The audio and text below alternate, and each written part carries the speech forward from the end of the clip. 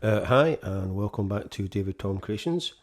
Today I am going to be doing a quick intro to my new Native Instruments Maschine MK3, and I've been kind of looking to get another kind of groove box type machine as well as my TR8S, and I kind of thought that this was probably the best option since I have a huge library of Native Instruments software that I can pretty much access through Maschine as well as my S49 Mark II keyboard. So first off, you do need to use Maschine software, and it is running at 2.15 at the moment. With this, it is not completely standalone like the TR8S. You do need to have it connected to your computer and Maschine software open, and you can see that is what the Maschine software looks like. And I'm in the Maschine library, which is approximately 5 gigabytes worth, which you get when you register your Mark III or any machine. You get the main Maschine library, and I also do have a selection, which factory selection, which I got with the previous hardware.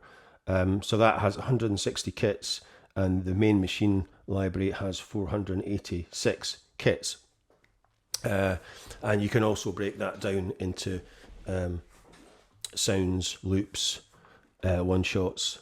This is the first video in a kind of series called Maschine Learning, and I'm just going to go through kind of each aspect of it because it is quite complex and it is a completely different way of working from, let's say, Logic or anything. It's more a bit like Ableton, where you work with patterns and scenes, and build up a track using those, rather than kind of your kind of standard linear kind of recording method like, you know, Cubase, Logic, Pro Tools, whatever. So that does take a wee bit of getting used to, and it's kind of what put me off getting one before now.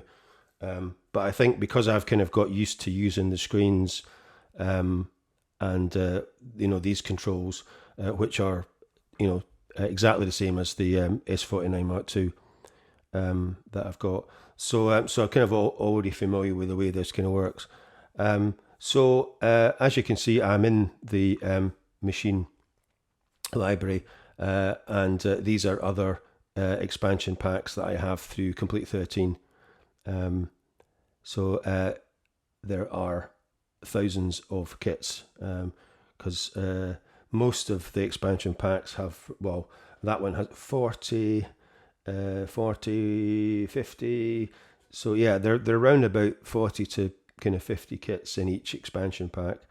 And obviously, like I said, you can buy those separately, or they come as part of K13, and obviously Ultimate has more, and the Ultimate Collector's Edition has even more.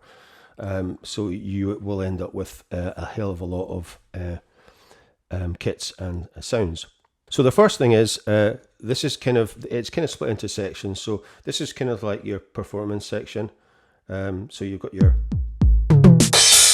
pads, kick, snare. So we're going to pad mode. You can see kick, snare, clap. And the pads are very nice. They're velocity sensitive, so natural kind of sounding. And you can switch on fixed velocity if you want. So like I said, you've got these buttons control the top row. So you've got octave up, octave down. If you go into keyboard mode, you can switch octaves like that.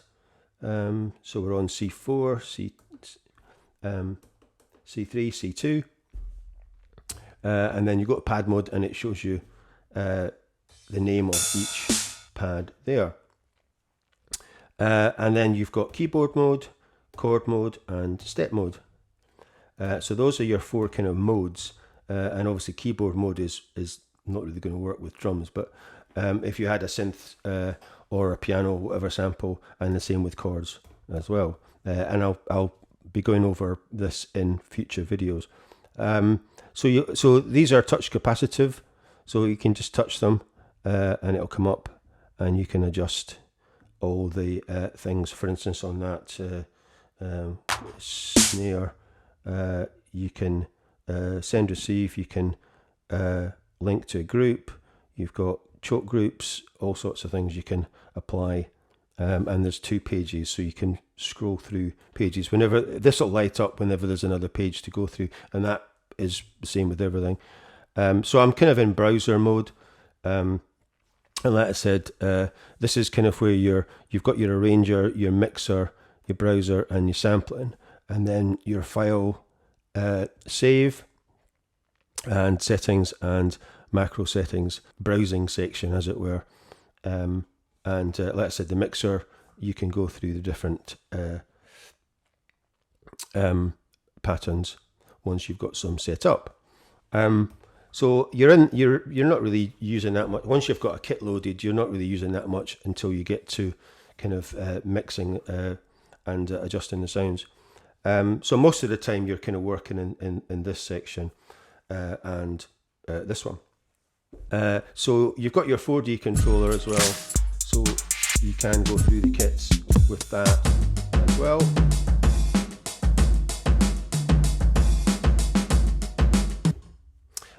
You can also use these to scroll through the Maschine library.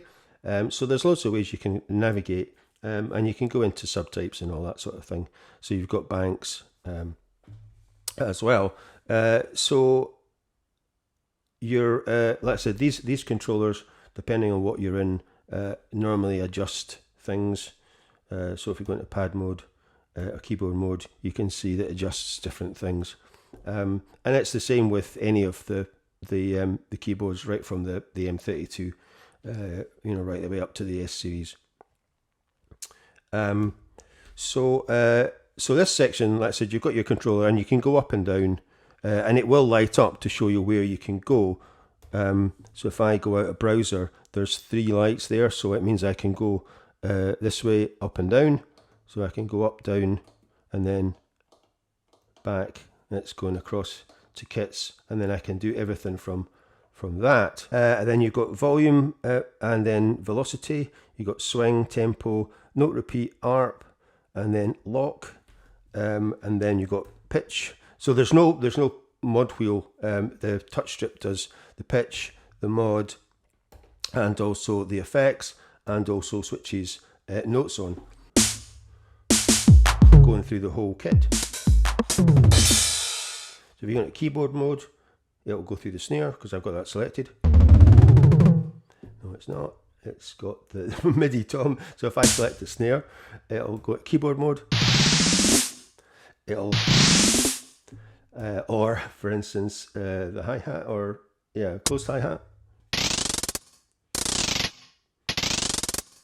which is it obviously works great on a piano or something, but yeah, so that's quite cool. And then these are your banks. So we're in bank A, and then bank B, bank C, bank D, whatever you want. And then there's 8 of those, and within each bank is where you have your patterns.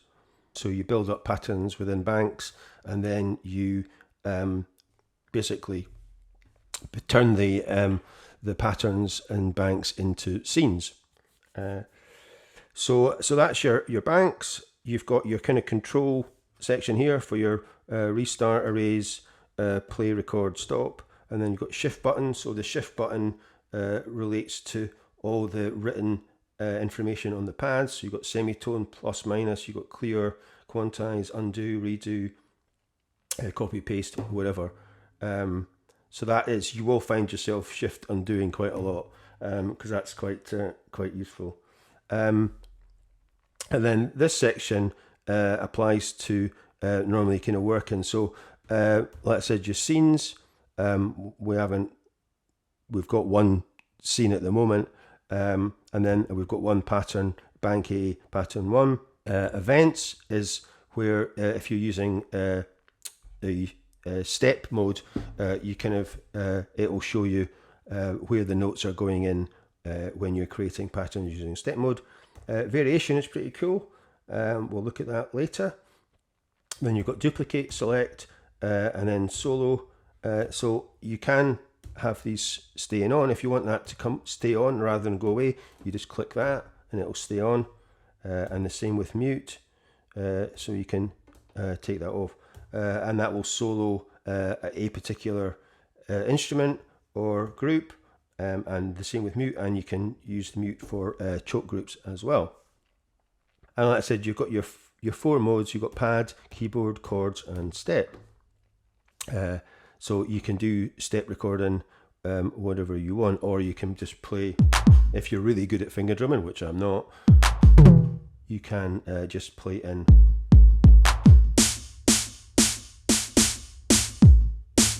And the good thing is with note repeat, if you're on either the open hat, if you press note repeat, you'll just get a nice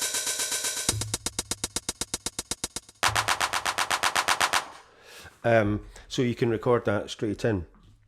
So that's quite cool. So that is kind of basically the idea of the controls. And as you can see, I've got a wooden stand that goes with this, which tilts it to about 30 degrees, I think it is. And that is, I'm finding that is much more comfortable to work rather than having it flat, because I do need to get one for my TR8 as well, but they're bloody expensive. So I got this one with it. I got this off eBay, so I didn't buy it new. So I got this, and also a nice travel case for the machine as well. So that is kind of, like I said, a very quick overview of the controls.